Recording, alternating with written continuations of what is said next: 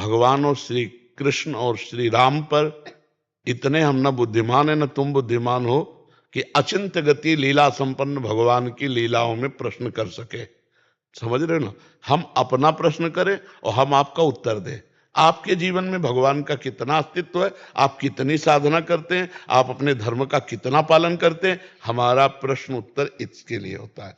भगवान अचिंत लीला शक्ति, जहां ब्रह्मा की भी खोपड़ी नहीं काम करती, वहां ब्रह्मा के द्वारा हमारी बनाई गई खोपड़ी है, तो हमारी तुम्हारी खोपड़ी प्रश्न उत्तर लीला में नहीं, सिद्धांत पे। लीला पे तो किसी की बुद्धि काम नहीं करेगी। ब्रह्मा जी ने देखा कि भगवान के सखा अहिर बालक गोप सखा पहले छांक स्वयं पीते हैं और मीठी लगी, कन्हैया के मुंह में ऐसे मुंह से डाल रहे, और वो हंस में विराजमान अगासुर का उद्धार देखकर वही खड़े थे कि ये ब्रह्म है, ये परमात्मा है, ये अहिर बालक अपने मुख से जूठा उसके मुख में डाल रहे हैं।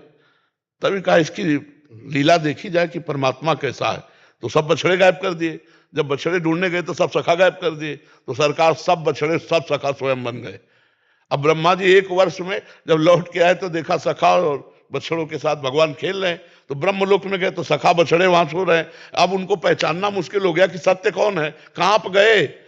हम तुम ब्रह्मा की खोपड़ी के बनाए हुए हैं और ब्रह्मा की खोपड़ी कहां पर गई जिनकी लीला में। तो हमें लगता है उस लीला के विषय में कैसे जानकारी कर सकोगे।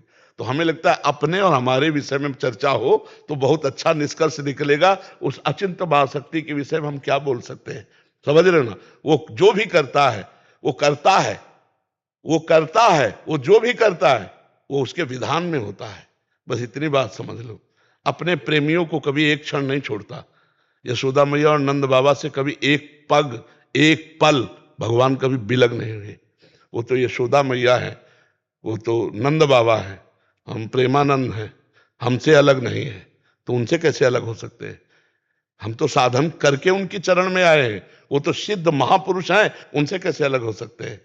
छिन छिन बिहरत संग। अब वो दृष्टि, वो भाव, वो ज्ञान जब तक नहीं प्राप्त होगा तो ब्रह्मा चकरा गए ना कि ये ब्रह्म है। तो फिर आपको लगेगा ये ब्रह्म कैसी लीला करता है। तो हमें लगता है भगवान की लीलाएं गाएं और सुन सुनकर आनंदित हो और स्वयं परमार्थ पे चले, तब हमें भगवान की लीलाओं का रसास्वादन होगा। हम सही माने में लीला तभी जान पाएंगे जब हमारा हृदय पवित्र होगा। पवित्र हृदय से भगवान की लीलाएं नहीं। भगवान ने माखन चुराया, लेकिन भगवान ने क्या कैसे माखन चुराया? अब जब चरित्र हम गाए हैं तो उसमें किया, कभी सुनना। भगवान की लीलाओं का रहस्य जाने बिना भगवान को कैसे आप जान सकते हो? भगवान ने हजारों गोपियों के साथ रास किया, नृत्य किया। अब वो गोपियां कौन है?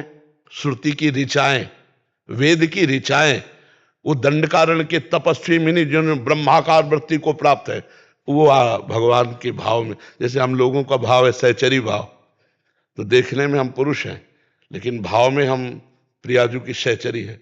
अभी तुम कैसे देख पाओगे?